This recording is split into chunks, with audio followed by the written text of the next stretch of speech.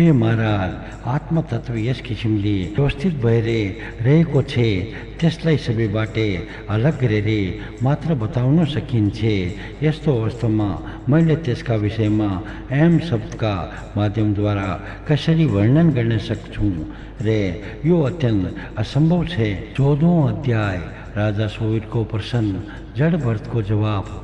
पराशरजीले भन्नुभयो, परमार्थबाट सम्पन्न भएका ती ब्राह्मणका वचन सुनेपछि राजाले अत्यन्त विनय भावपूर्वक नम्र भएर ब्राह्मणसँग भनी, राजाले भनी, हे भगवान, तपाईँले जुन परमार्थ ज्ञानबाटै सम्पन्न भएका वचन सुनाउनुभयो त्यो सुनिसकेपछि मेरा मनका वर्तीहरू भ्रान्तिमूलक अर्थात् भ्रान्तिबाटै ढाकिएका जस्ता भइरहेका छन्। हे ब्राह्मण, तपाईँले सम्पूर्ण प्राणीहरूमा अवस्थित अर्थात् व्याप्त जुन असङ्ग विज्ञानका विषयमा बताउनुभयो उहाँ प्रकृतिभन्दा पूर्ण रूपमा अलग रहनुभएका परब्रह्म परमात्मा नै हुनुहुन्छ। यसमा मलाई कुनै दुविधा रहेको छैन। तर तपाईँले जुन भन्नुभयो कि मैले पाल्की बोकिरहेको छैन रे मैं माथि यो पाल्की रहेको पनि छैन, त्यो शरीरमा भन्दा अलग रहेको छ जसले यो पाल्की बोकिरहेको छ तथा जीवहरूको वृत्ति सत्व रज रे तम आदि गुणहरूकै प्रेरणाबाट भइरहेको हुन्छ रे गुणहरू कर्महरूको अधीनस्थ भएर नै प्रवृत्त भएका हुन्छ। यसमा मेरो तत्वपन भएको कसरी मान्न सकिन्छ? हे परमार्थज्ञ, यस विषयमा तपाईँबाट सुनिसकेपछि मेरो मनका परमार्थका विषयमा ज्ञान हासिल गर्ने चाहनाले गर्दा अत्यन्त व्याकुल भइरहेको छ।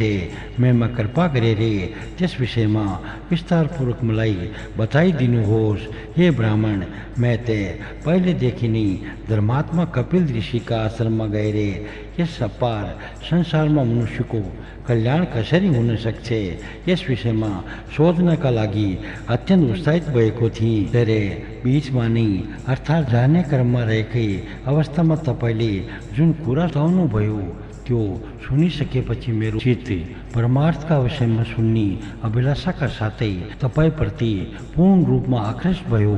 हे ब्राह्मण श्रेष्ठ, कपिल ऋषि ते सम्पूर्ण भूतहरूमा अर्थात् प्राणी मात्रमा पूर्ण रूपमा व्याप्त रहनुभएका तथा सम्पूर्ण चराचर जगतका परम आधार रूप परब्रह्म परमात्मा श्री विष्णुकी अंश हुन् रे संसारमा व्याप्त भएर रहेको अज्ञानलाई हटाउनका लागि पृथ्वीमा आएका हुन्। तर तपाईँको यस किसिमको अभिव्यक्ति सुनिसकेपछि मैं यस प्रकारको दुविधामा परिरहेको छु कि मेरो कल्याण गरिदिने मनसायले अभिप्रेरित भएर साक्षात् भगवान कपिलदेव तपाईँको स्वरूपमा यहाँ प्रकट भएर मलाई उपदेश दिइरहनु भएको छ। यस कारण हे ब्राह्मण श्रेष्ठ, जुन कुरा मेरो लागि अत्यन्त कल्याणकारी रहेको छ त्यो मलाई विस्तारपूर्वक बताइदिनुहोस्। तपाईँ ते सम्पूर्ण विज्ञान रूपी तरङ्गहरूले पूर्ण रूपमा भरिएको समुद्रको मूल स्रोत नै हुनुहुन्छ। ब्राह्मणगणले भनी, हे राजन, तपाईँ श्रेयका विषयको प्रश्न गरिरहनु भएको छ कि परमार्थको विषयको? किनकि हे पृथ्वीपति, सम्पूर्ण श्रेय परमार्थहीन नै रहेको छ अर्थात् श्रेयका माध्यमद्वारा परमार्थिक ज्ञान प्राप्त हुन सक्दैन।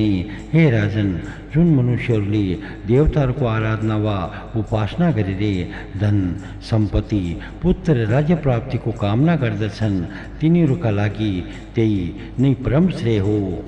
यज्ञात्मक कर्महरू पनि श्रेय नै हुन्छन् जसको फलस्वरूप स्वर्ग आदिको प्राप्ति हुन्छ रे मुख्य श्रेय ते तिनीहरूका फलको कामना त्यागमा नै रहेको हुन्छ अर्थात् फलको चाहना नगर्नुमा नै रहेको हुन्छ।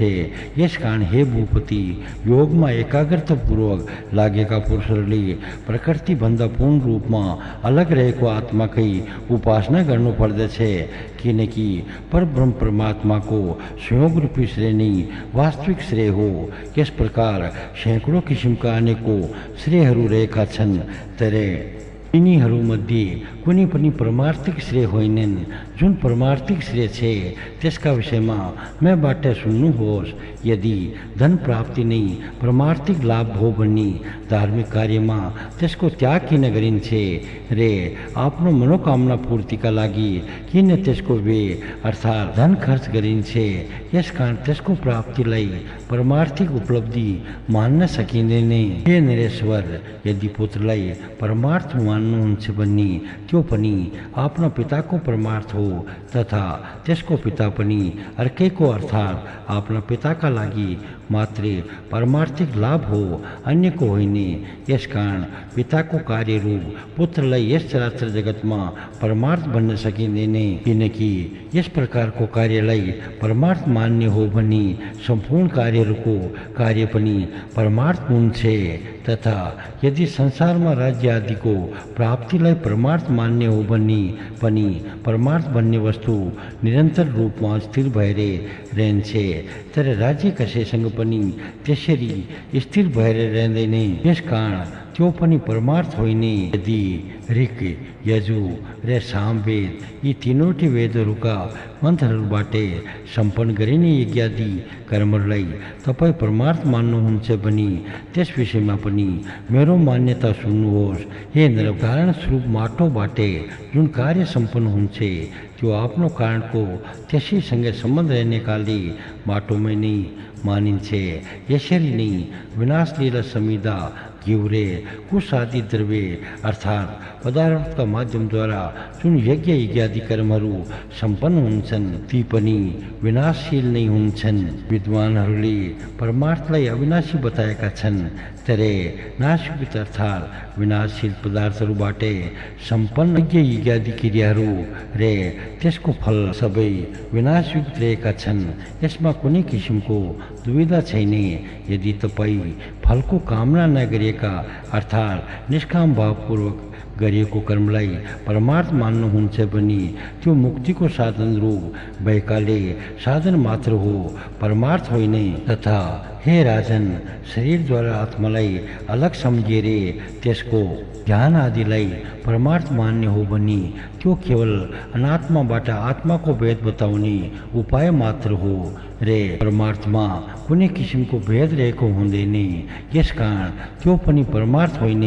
यदि परमात्मा र आत्माको संयोगलाई परमार्थमा मान्ने हो भने पनि त्यो असत्य नै छ, किनकि अलग पदार्थको अलग पदार्थसँगै कहिले एकता हुन सक्दैन। अर्थात् यदि आत्मा एवं परमात्मा अलग छन् भने ते गाई तथा घोडाको जस्तै तिनीहरूको एकता कहिले हुन सक्दैन। र यदि बिम्ब र प्रतिबिम्ब भाव हो भने त्यहाँ केवल उपाधिको निराकरण अतिरिक्त उनीहरूको संयोग के हुन सक्छ? यसकारण हे राजन, निश्चय नै यी सम्पूर्ण कर्महरू श्रेय नै हो, परमार्थ होइन। अब जुन वास्तविक परमार्थ रहेको छ त्यसका विषयमा मैबाट संक्षेपमा सुन्नुहोस्। आत्मा एक स्वरूप, सर्वत्र व्यापक, सम, शुद्ध, निर्गुण रे प्रकृतिभन्दा पूर्ण रूपमा अलग छ। त्यो जन्म, वृद्धि आदि विकारहरूबाट अलग, सर्वव्यापी रे अव्यय रहेको छ।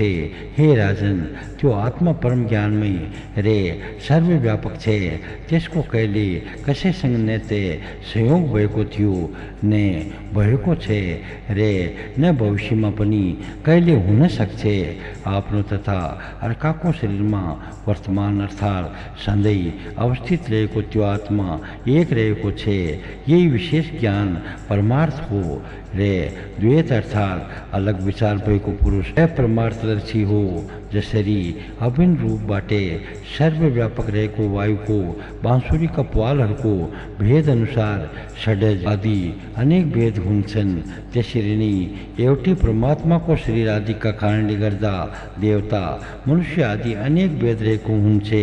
एक स्वरूप भएको आत्माको जुन अनेक भेद हुन्छ त्यो बाह्य अर्थात् शरीर आदि प्रवृत्तिका कारणबाट नै उत्पन्न भएको हो। देवादि शरीरहरूका भेदको विनाश भइसकेपछि त्यो अर्थात् बाह्य भेद रहँदैन, त्यो त केवल अविद्याको आवरण मात्र हो। 15औं अध्याय ऋभु रे निदाको संवाद।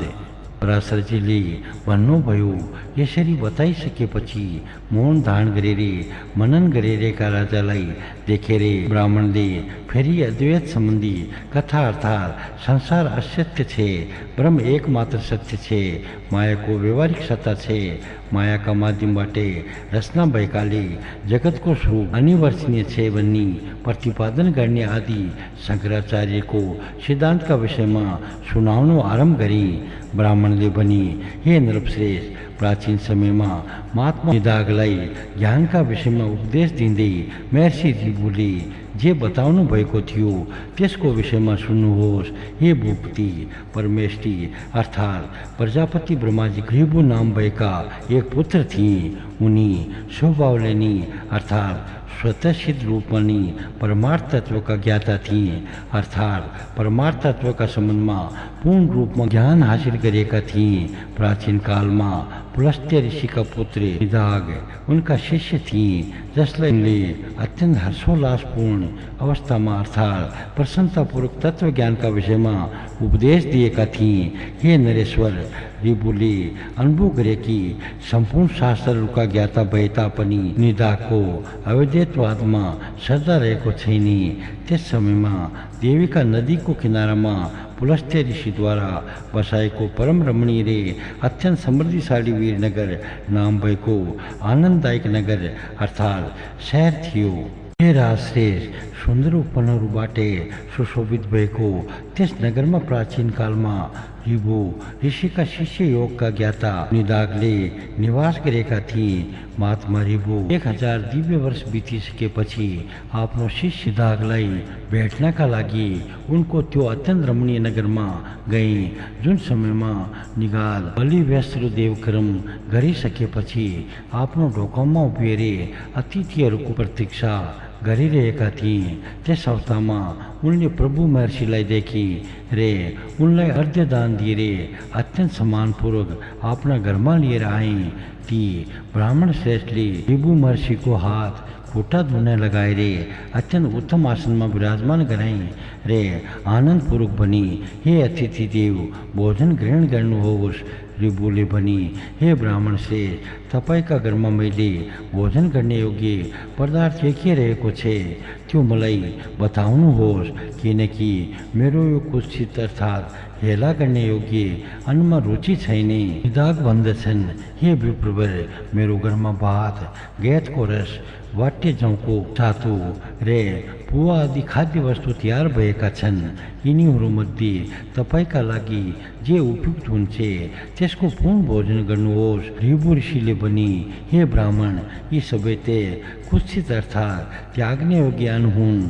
मलाई तिमी हलवा, खीर, मोही र खाण्ड अर्थात् गुड अथवा मिश्री वा शक्करको बाक्लो रसबाट बनेको पदार्थ आदि स्वादिष्ट भोजन गराऊ। यसपछि निदाघले आफ्नी श्रीमतीसँग भनी, हे गृहलक्ष्मी, हाम्रा घरमा जे अत्यन्त उत्तम पदार्थ अर्थात् वस्तु रहेको छे त्यसैबाट ती अतिथिका लागि अत्यन्त स्वादिष्ट मिठो भोजन तयार गर। ब्राह्मण स्वरूपधारी जड भरतले भनी। निदाघले यसरी हराइसकेपछि उनकी पत्नीले आफ्नो पतिका वचनको आदर गर्दै ती ब्राह्मण अतिथिका लागि अत्यन्त मिठो भोजन तयार गरिदिन्। हे पृथ्वीपालक, ती ऋभु ऋषिले आफ्नो चाहना अनुसार भोजन गरिसकेपछि निदाघले अत्यन्त विनयपूर्वकमा महामुनिसँग भनी। निदाघले भनी, हे ब्राह्मण श्रेष्ठ, भोजन गरिसकेपछि तपाईँलाई तृप्ति र सन्तोष त भयो होइन, तपाईँको मन आनन्दित भयो कि भएन? हे विप्रवर, तपाईँको निवास स्थान कहाँ हो रे कहाँसम्म जान लाग्नु भएको हो? तथा हे ब्राह्मणोत्तम, तपाईँ कहाँबाट आउनु भएको हो? यो सबै विषयमा मलाई वास्तविक रूपमा बताइदिनुहोस्। ऋभुले भनी, हे ब्राह्मण, जसलाई भोक लागिरहेको हुन्छ त्यसैलाई भोजन गरिसकेपछि तृप्ति र आनन्द हुन्छ, तर मलाई त कहिले भोक नै लाग्दैन भन्ने फेरि तृप्तिका विषयमा किन सोधिरहेका छु? जठराग्निका माध्यमद्वारा पार्थिव अर्थात् ठोस पदार्थको विनाश भएपछि मनुष्यलाई भोक लागेको अनुभव हुन्छ। त्यसले पानी शोषण गरेपछि मनुष्यलाई तिर्खा लागेको अनुभव हुन्छ। हे ब्राह्मण, यो भोग र त्रिकाको अनुभव हुनु शरीरको धर्म हो, मेरो होइन। यस कारण कहिले पनि भोग लागेको अनुभव हुने भएकाले म सधैँ तृप्त नै रहन्छु। हे द्विज, स्वस्थता र सन्तुष्टि पनि मनबाट उत्पन्न हुने भएकाले यी दुईटै चित्तका धर्म हुन्। पुरुष अर्थात् आत्मा यिनीहरूसँगै लिप्त हुँदैन।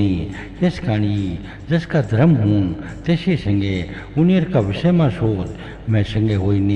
रे तिमीले जुन सोध्यौ, तपाईँले कहाँ निवास गर्नुहुन्छ रे कहाँसम्म जाने लाग्नु भएको हो, कहाँबाट आउनु भएको हो, यी तीनैवटाका विषयमा तिमी ध्यानपूर्वक सुन, अर्थात् मेरो धारणा सुन। आकाश समान सर्वव्यापी भएको हुनाले आत्मा सर्वगत अर्थात् सबै ठाउँमा व्याप्त भएर रहेको छ। यस कारण तपाईँ कहाँबाट आउनु भएको हो, कहाँसम्म जानुहुन्छ रे कहाँ निवास गर्नुहुन्छ, यी प्रश्नहरू पनि व्यर्थ अर्थात् अनावश्यक रहेका छन्। मैं न त कतै जान्छु, न कहीँबाट आउँछु रे न मैले कुनै एक स्थानमा सधैँ निवास गर्दछु। तिमी होइनौ, अन्य होइन, मैं होइन। मेरे अन्य पुरुष शरीर आदिका कारणले गर्दा नै अलग अलग देखिएका हुन्। वास्तविकता यस किसिमको होइन, अर्थात् यो वास्तविक सत्य होइन। हे विप्रवर, मिष्टान पनि वास्तवमा मिष्टान हुँदैन रे। मैले जुन तिमीसँगै जिज्ञासा अर्थात् मिष्टानका लागि अनुरोध गरेका थिएँ त्यसमा पनि तिम्रो मन साय बुझ्ने आशय रहेको थियो, अर्थात् तिमीले के भन्छौ भनेर भनेको थियो। यस विषयमा पनि सुन। हे ब्राह्मण श्रेष्ठ, भोजन गर्नेका लागि स्वादिष्ट अथवा अस्वादिष्ट नै के हुन्छ रे? किनकि स्वादिष्ट पदार्थ पनि जब समयका कारणले अस्वादिष्ट बन्दछ तब त्यो पनि हानिकारक नै बन्दछ। समयको प्रभावले गर्दा कहिलेकाहीँ अरुचिकर पदार्थ पनि रुचिकर बन्दछ रे। रुचिकर पदार्थहरूबाट पनि मनुष्यलाई पीडा हुन्छ।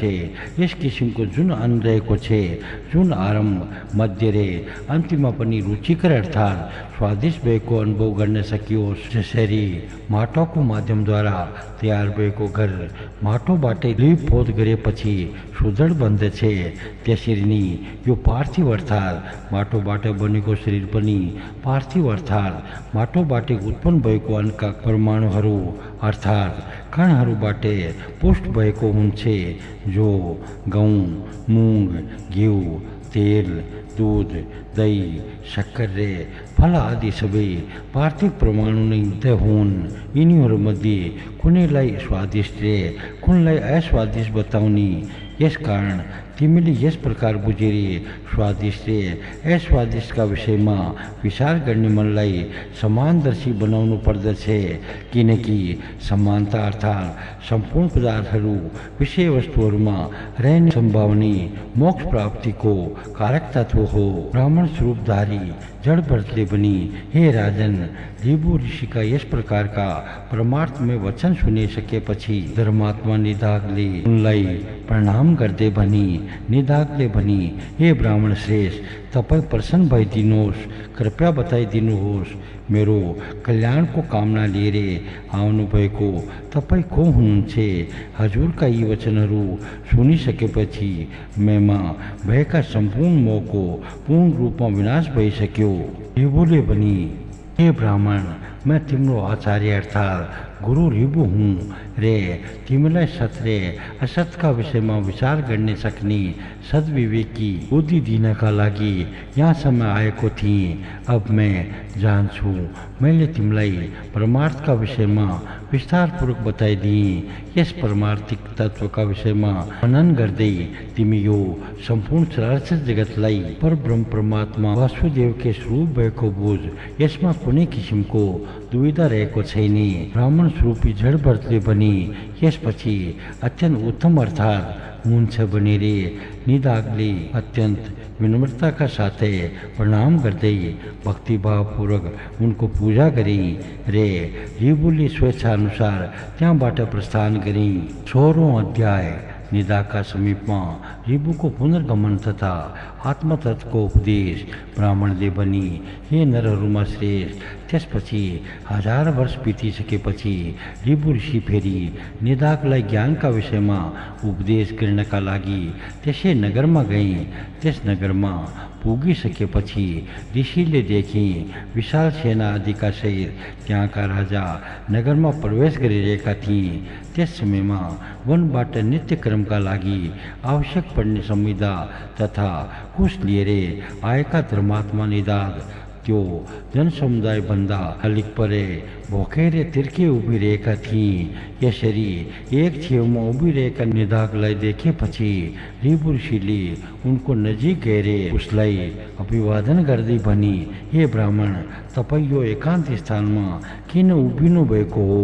निदाघले भनी, हे ब्राह्मण श्रेष्ठ राजा, यो अत्यन्त रमणीय र सुन्दर नगरमा प्रवेश गर्ने लागिरहेका छन्। यसकारण बाटामा जनसमुदायको अत्यन्त धेरै भिडभाड भइरहेको छ। त्यसैले म यहाँ उभिरहेको छु।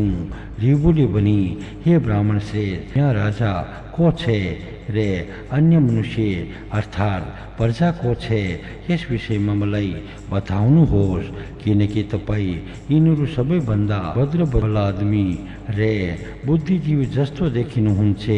निदाघले भनी, यो जुन पर्वत जस्तै अग्लो रे अत्यन्त उन्मत्त गजराज अर्थात् हात्तीमाथि विराजमान भएका छन्, तिनी राजा हुन् तथा अन्य सबै प्रजाजन अर्थात् उनका जनता हुन्। रिबुले भनी, तपाईँले राजा रे गजराज अर्थात् हात्ती यी दुवै एकैपटक देखाउनुभयो, तर यिनीहरूको अलग अलग चिन्ह र लक्षणका विषयमा बताउनु भएन। यसकारण हे महाभाग अर्थात् धर्मात्मा, यी दुईमा के विशेषताहरू रहेका छन् त्यो बताउनुहोस्। म जान्न चाहन्छु कि यिनीहरू मध्ये हात्ती कुन हो र राजा कुन हो?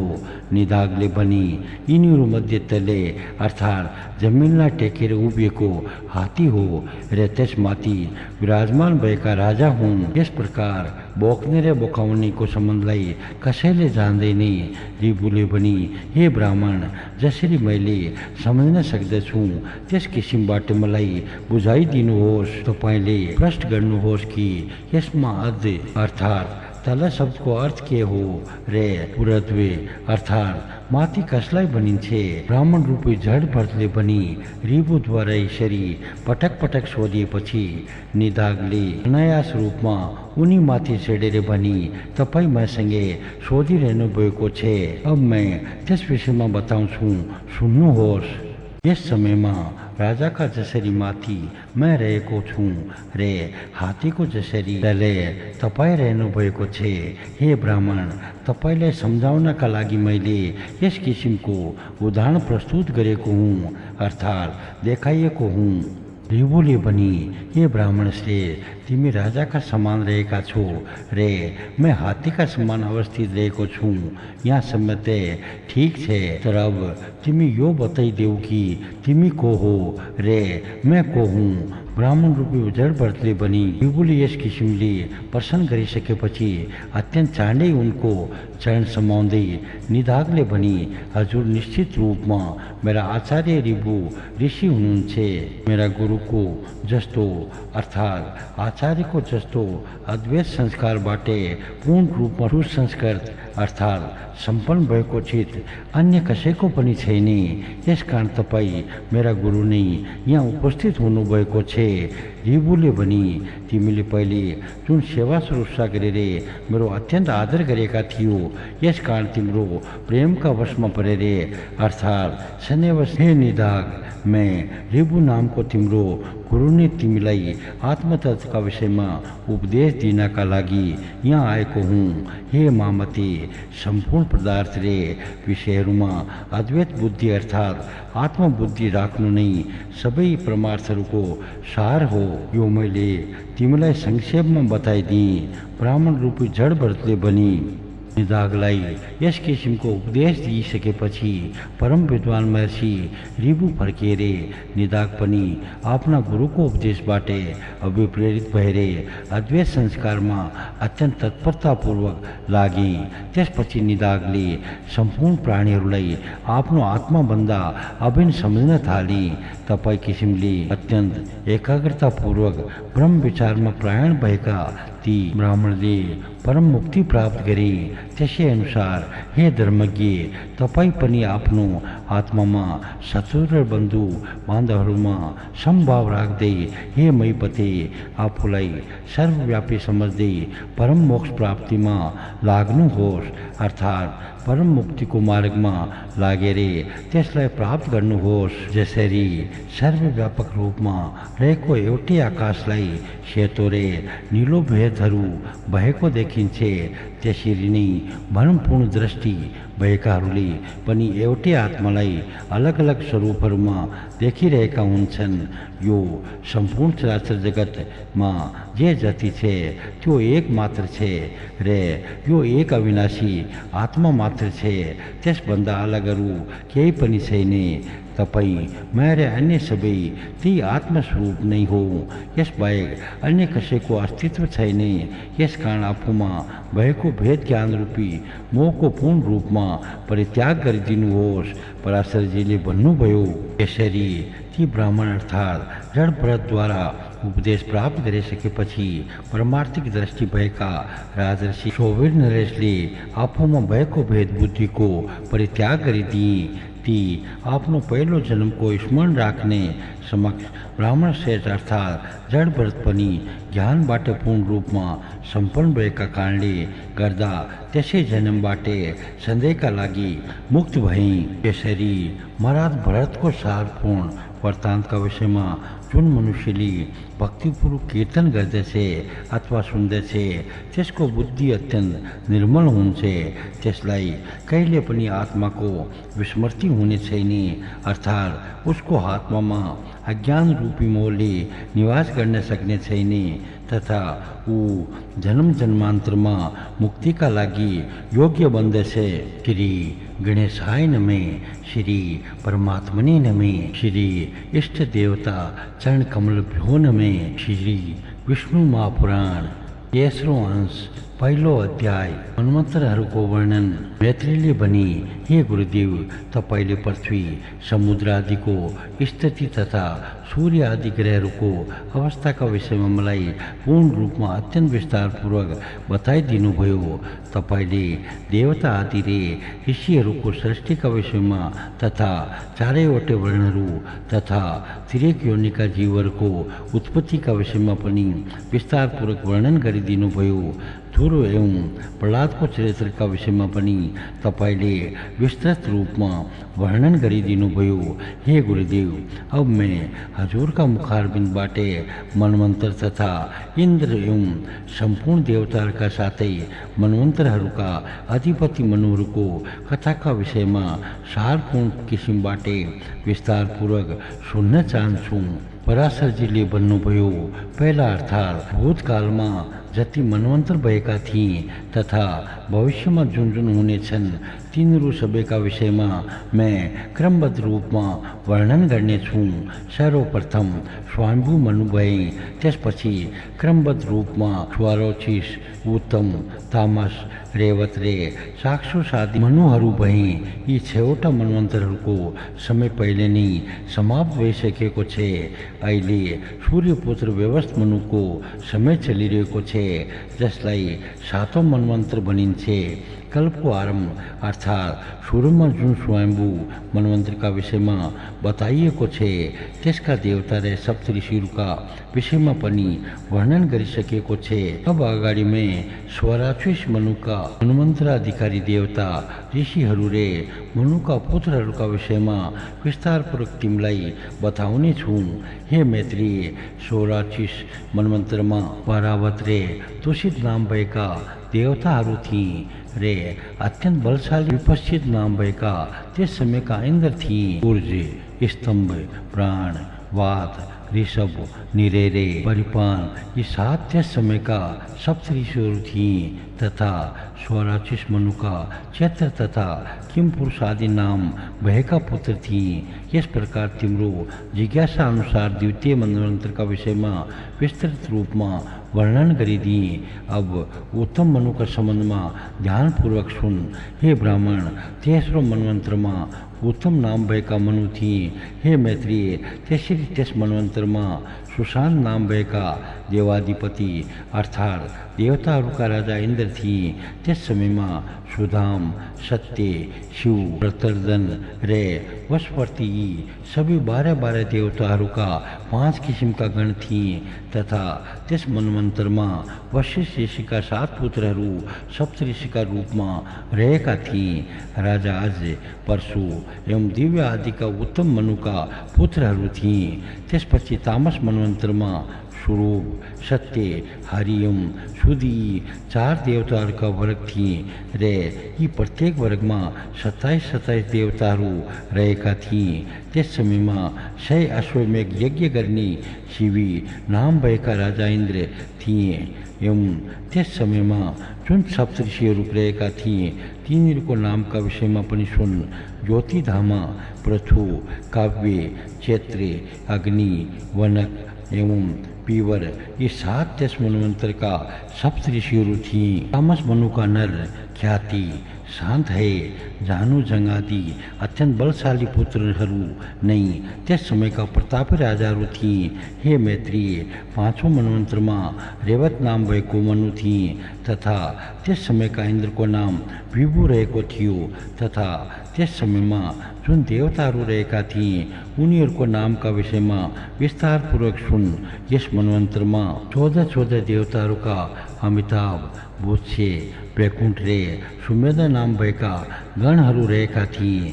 हे विप्रे, यस रेवत नाम भएको मनवन्तरमा हिरण्यरोमा, देवश्री, ऊर्ध्वबाहु, वेदबाहु, सुदामा, पर्जन्य तथा महामुनि यी 7 सप्तऋषिहरू रहेका थिए। हे मुनिश्रेष्ठ, बलबन्धु, सुषमारु, सत्यकादि नाम भएका ती रेवत मनुका अत्यंत पराक्रमशाली पुत्रहरू त्यस समयका राजा थिए। स्वरोचिस, उत्तम, तामस एवं रेवत यी 4वटै मनुहरू राजा प्रियव्रतका वंशजहरू भएको बताइएको छ।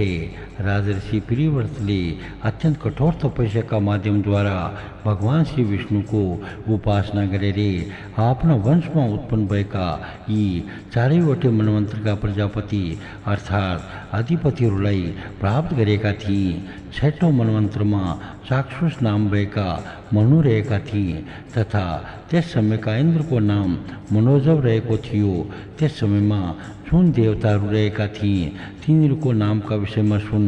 त्यस समयमा आद्य, प्रसूत, भव्य, प्रथुक एवं लेख यी 5 किसिमका देवताहरू वर्तमान थिए एवं यिनीहरूमध्ये प्रत्येक गणहरूमा 8 देवताहरू रहेका थिए। त्यस मनवन्तरमा सुमेधा, विरजा, हविष्मान, उत्तम, मधु, अतिनामा एवं सहिष्णु नाम भएका सप्तऋषिहरू रहेका थिए। चाक्षुषका अत्यंत बलशाली पुत्रहरू उरु, पुरु रे सद्युम्न आदि त्यस समयका अत्यंत पराक्रमी राजाहरू थिए। हे ब्राह्मण, यस समयमा 7औं मनवन्तर चलिरहेको छ। यसमा सूर्यका पुत्र अत्यंत तेजस्वी रे बुद्धिमान 7 देव मनु रहेका छन्। हे महामुनि, यस व्यवस्थ मनुका समयमा आदित्य, वसु र रुद्रहरू देवता रहेका छन् तथा हे मैत्रेय, देवताका अधिपति अर्थात् राजा पुरन्दर नाम भएका इन्द्र रहेका छन्।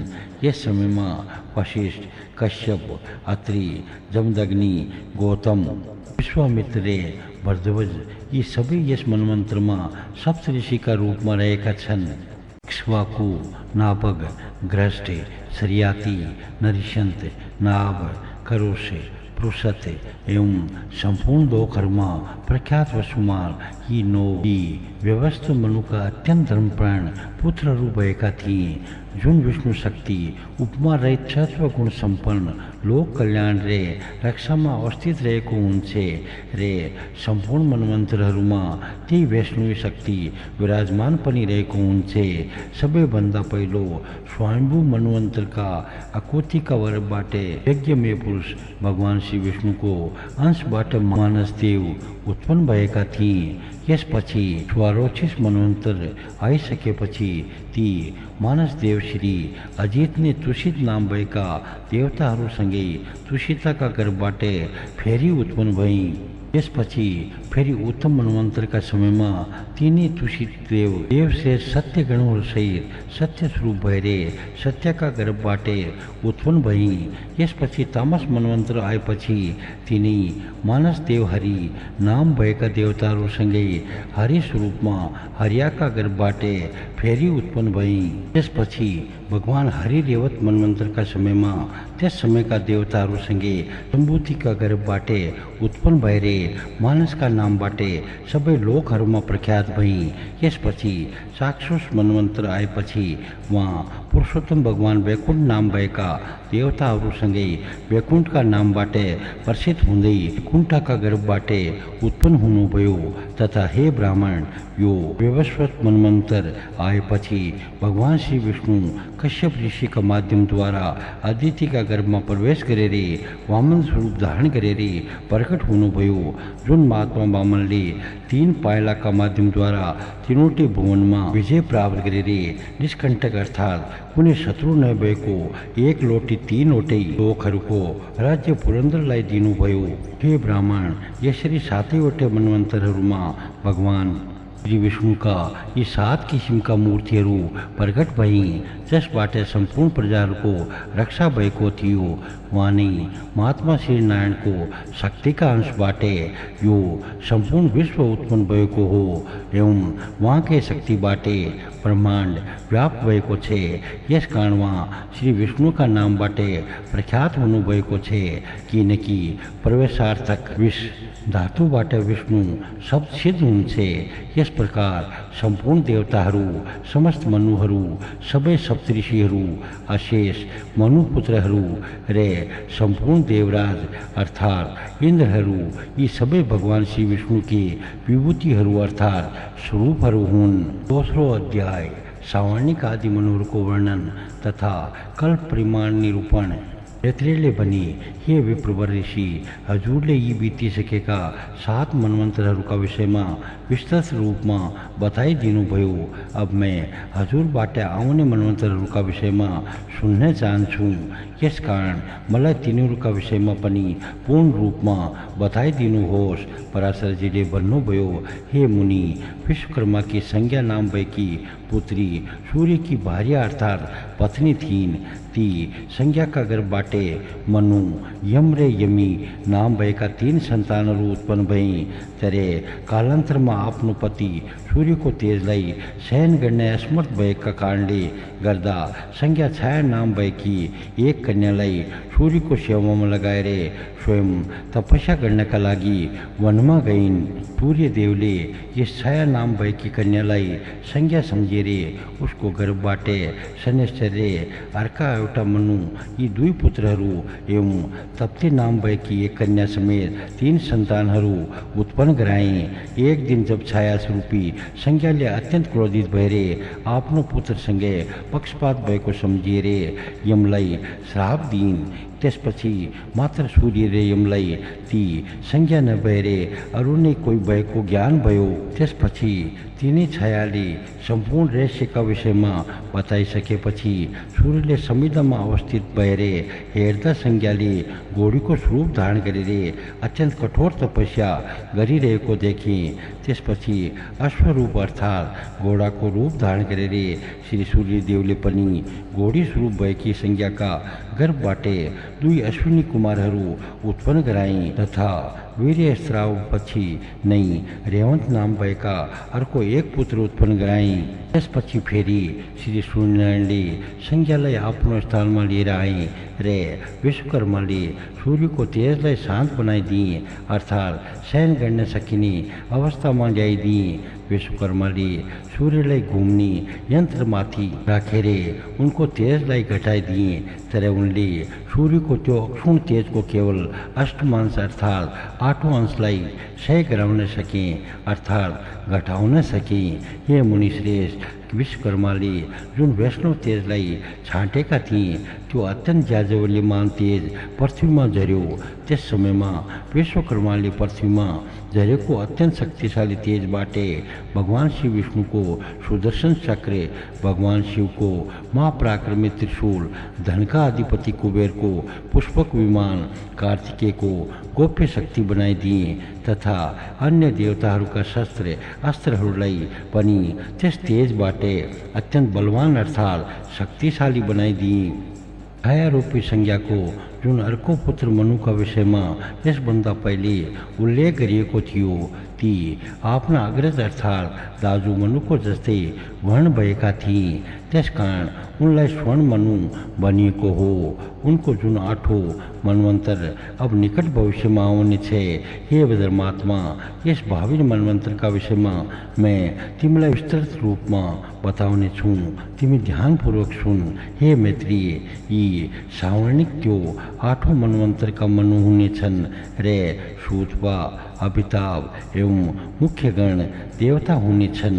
ती देवताहरूका प्रत्येक गणमा 20-20 को समूह रहने छे हे मुनि श्रेष्ठ अब अगाडिका सप्तऋषिका विषयमा बताउने छु ध्यानपूर्वक सुन दीप्तिमान गालव राम कृप द्रोणपुत्र अश्वस्थामा मेरा पुत्र व्यास रे सातों ऋषि श्रृंग ये 7 सावर्णी मनवंतर में सप्तऋषि हुने छन् भगवान श्री विष्णु का प्रभावले पाताल लोक निवासी पूर्ण रूप में धर्मयुक्त आचरण भएका अर्थात निष्पाप विरोचन कल पुत्र बलि त्यस मनवंतर में इंद्र हुने छन् तथा सावर्णी मनु का पुत्रहरू विरजा उर्वरीवान एवं निर्मो आदि त्यस समय का अत्यंत प्रभावशाली राजाहरू हुने छन् हे मुनि नवौं मनवंतर का मनु एक सावर्णी नाम भएका हुने छन् तथा प्रत्येक गणमा 12-12 देवताहरू भएको पार मारीची गर्भ रे सुदर्मा ये 3 किसिमका देवगण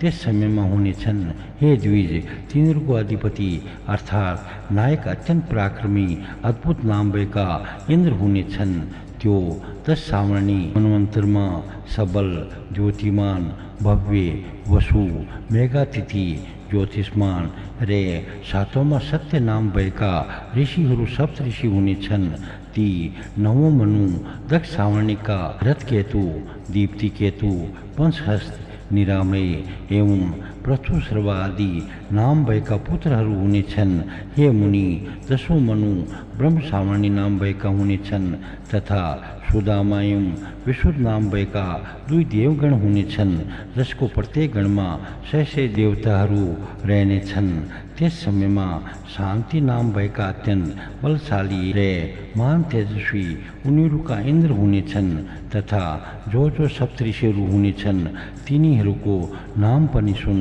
हविष्मान सुकृत सत्य तपोमूर्ति नाभाग प्रतिमोजा रे सत्य केतु त्यस समय का सप्तऋषिहरूको नाम हो सुक्षत्र उत्मोजा रे हरिसेनादि ब्रह्म सावर्णी मनुका अत्यंत बलवान 10 पुत्रहरूले त्यस समयमा पृथ्वीको रक्षा गर्ने छन् यसरी नै 11औं मनु धर्म सावर्णी हुने छन् त्यस समयमा व्यङ्गम कामगम रे निर्वाण रति यी देवताहरूका गणहरू हुने छन् यी तीनैवटै गणहरू प्रत्येकमा 30 देवताहरू रहने छन् एवं त्यस समयमा वर्ष नाम भएका अत्यन्त प्रभावशाली इन्द्र हुने छन् ती धर्म सावर्णी मनुका समयमा निश्चर अग्नितेजा वपुष्मान वेणु आरुणी हविष्मान एवं नद यी सप्तऋषिहरू हुने छन् तथा 30 धर्म सावर्णी मनुका सर्वज्ञ सर्वधर्मा रे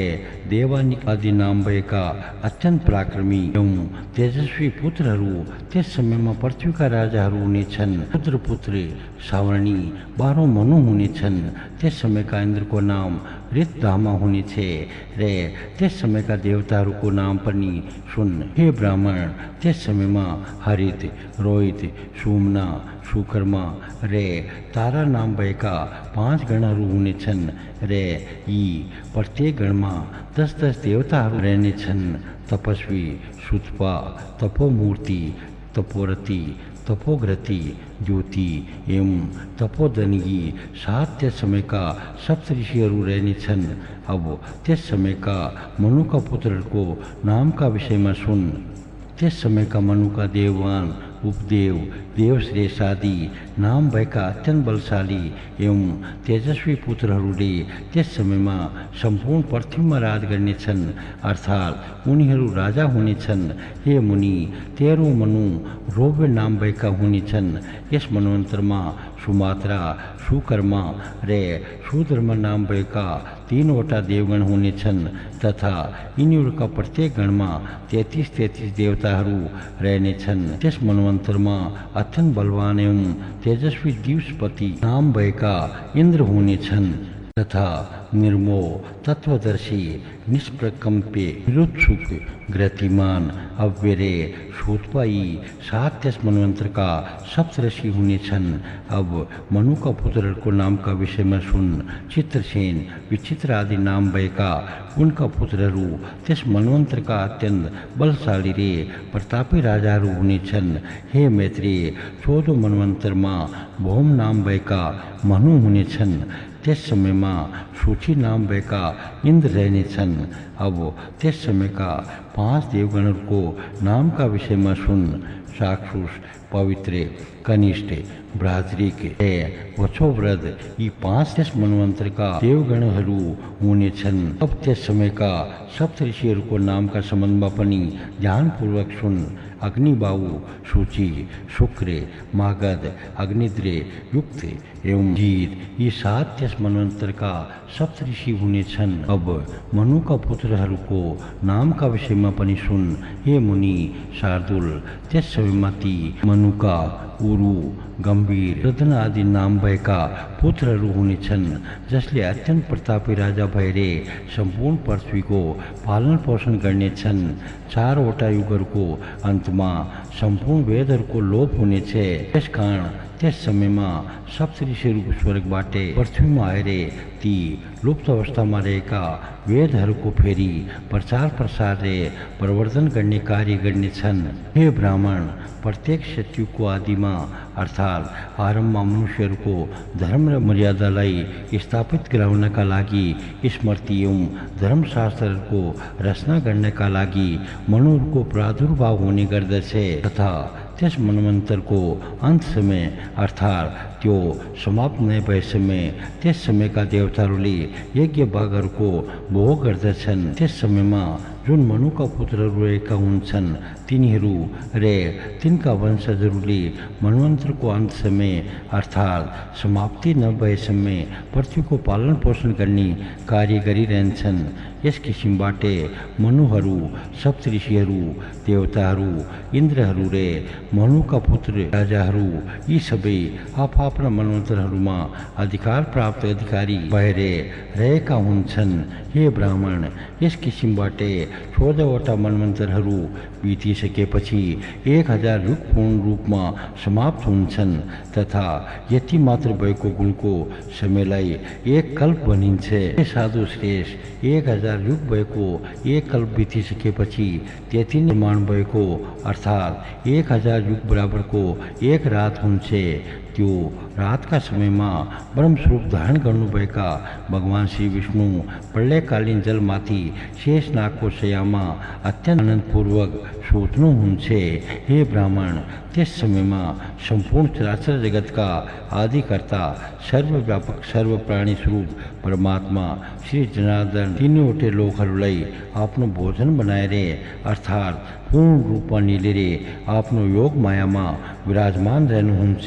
त्यसपछि प्रलयका समयको रात सकिएपछि सबै कल्पहरूको आदिमा अर्थात् आरम्भमा अव्यात्मा अर्थात् परब्रह्म परमात्मा जागृत भएर अर्थात् जागृत अवस्थामा फर्किएर रजोगुणको आश्रयका माध्यमद्वारा पहिलेको जसरी नै सृष्टिको निर्माण गरिदिनुहुन्छ।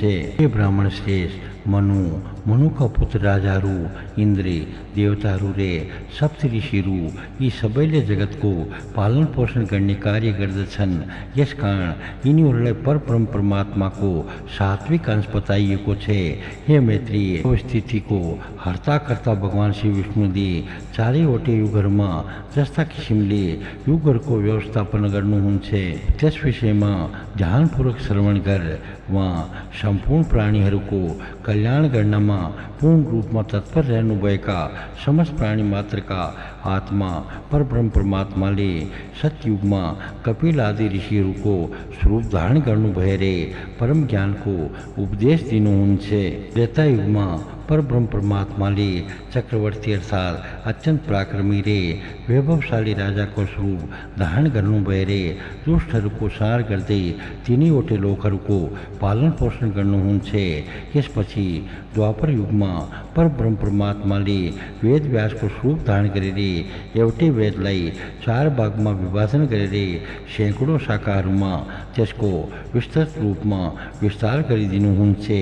यस किसिमले द्वापर युगमा वेदको विभाजन गरिसकेपछि कलियुगको अन्तमा वहाँ नै परब्रह्म परमात्मा महाविष्णुले कल्की स्वरूप धारण गरेर पुराण अनुसार उहाँले कलियुगको अन्तमा सम्बल नाम भएको गाउँमा विष्णु यस ब्राह्मणको घरमा प्रकट भएर देवदत्त नामको घोडा चढेर तरवारले पापीहरूलाई काट्दै पृथ्वीको परिक्रमा गर्नुहुन्छ।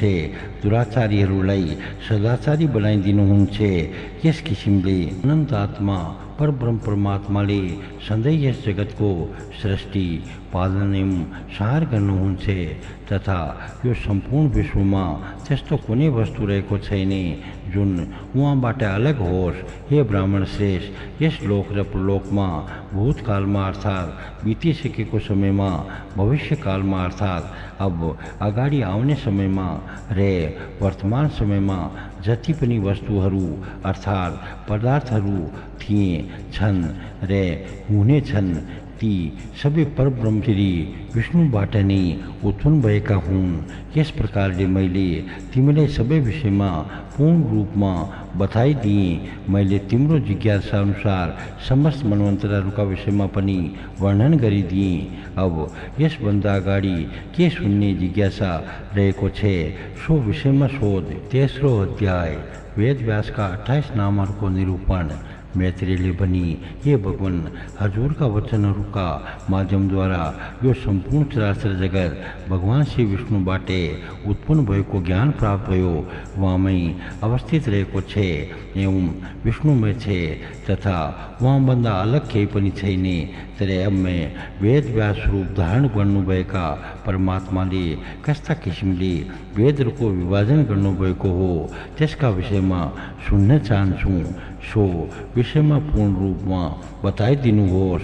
हे मुनिश्रेष्ठ, हे भगवान, जुन जुन युगमा जो वेद व्यास भएका थिए तिनीहरूका विषयमा तथा वेदहरूको शाखा तथा उपशाखाहरूका विषयमा विस्तृत रूपमा बताइदिनुहोस्। पराशरजीले भन्नुभयो, हे मैत्रेय, यो वेद रूपी वृक्षका हजारौं शाखाहरू रहेका हुनाले तिनीहरूका विषयमा विस्तारपूर्वक वर्णन गर्ने सम्भव छैन।